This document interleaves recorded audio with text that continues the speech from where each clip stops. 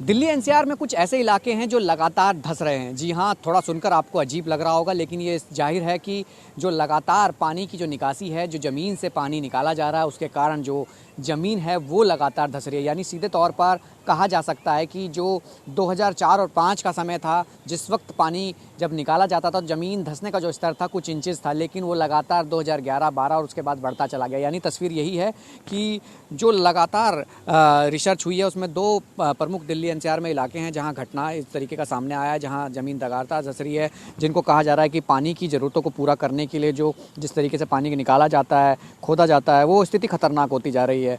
ये इलाका कहा जाता है कि जैसे राजनगर, पालम, कापासेड़ा, गुरुग्राम, ये वो इलाके हैं जो सबसे ज़्यादा जहाँ इस्तेमाल होता है। और जिस तरीके की एक रिसर्च आई है, रिसर्च के अंदर ये सारा मामला सामने आया था कि 2005-06 में जब द्वारका, पालम, राजनगर में एक ज़मीन धंसने का पहला मामला आया था। उसके बाद जब शुरुआत हुई तो उसके बाद 2010 और 11 में बढ़कर ये 9 सेंटीमीटर प्रति वर्ष पहुँच गया। यानी ये जो इंचेस का जो मामला है ये लगातार बढ़ता चला गया। और कापासेड़ा में भी 2008-09 में 5 सेंटीमीटर दर्ज की गई थी। जो धसाव था ज़मीन का वो 11 में बढ़कर 10 और 11 में बढ़कर 8 सेंटीमीटर हो गया।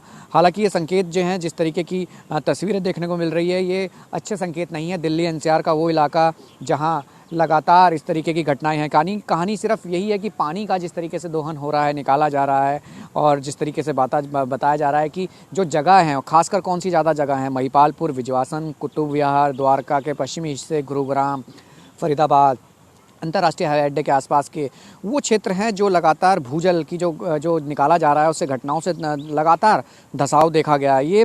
ये आने वाले भविष्य के लिए काफ़ी खतरा है, क्योंकि ये तस्वीर जिस तरीके से फरीदाबाद की बात की जाए या गुरुग्राम की बात की जाए, दिल्ली एनसीआर के इलाके हैं जहां 2014-15 के बीच में भी इस तरीके की तस्वीर देखी गई थी, जहां सेंटीमीटर के फ़र्क वो बढ़ता चला गया। और ये अभी ऐसी देखा जा रहा है कि ये अभी नहीं, ये आने वाले भविष्य के लिए खतरा है, क्योंकि जिस तरीके से रिसर्च जो है वो ज़मीन धंसने को लेकर हुई थी, वो कारण यही था कि जो इलाके हैं उन इलाकों में जो भूजल है, यानी शोधन जिस तरीके से किया जा रहा है, पानी को निकाला जा रहा है, यानी इंचेस में जिस तरीके से पानी निकलता है, तो जो सराउंडिंग्स होती हैं, क्योंकि रिहाइश भी बढ़ती जा रही है, उस इलाकों में धसाव जो है उसी हिसाब से बढ़ता जा रहा है। यानी जिस तरीके का आकलन था कि 2005 और 6 में जो 4 से 5 इंच था, वो 2010 और 11 में बढ़कर 9 इंच हुआ। यानी आप अंदाज़ा लगा सकते हैं कि जो फ़र्क है वो कितना बढ़ता चला गया। यही एयरपोर्ट के आसपास के इलाके, महिपालपुर है, वहाँ देखा गया है, द्वारका के कई इलाकों में देखा गया है, कापासेड़ा के इलाके में देखा गया है। यानी वो सराउंडिंग्स है जहाँ रिहाइश भी बढ़ रही है, पानी का दोहन भी हो रहा है।